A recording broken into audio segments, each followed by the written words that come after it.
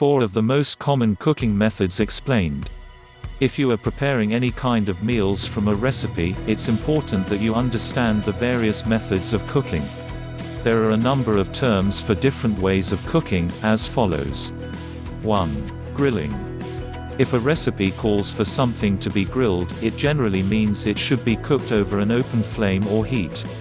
Grilling can be done by charcoal or gas, on a barbecue for example, or it can be done using a grill of some sort on the burners of your stove. 2.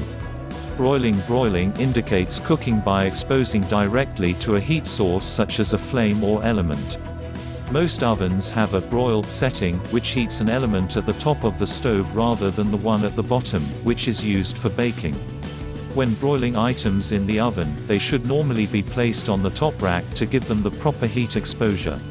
3. Frying versus deep frying. Both frying and deep frying cook foods with a similar process, but the method is a little different in each case. Frying can be done over any heat source, such as a stove element or an open flame. Oil or butter is heated and the food is cooked by its heat. Deep frying, on the other hand, also involves oil, but in this case the food is completely submerged in the oil. Deep frying is used for foods such as French fries, breaded chicken and donuts. It can be dangerous, however, because you're dealing with boiling oil, so proper equipment and safety precautions must be used. 4. Sauteing.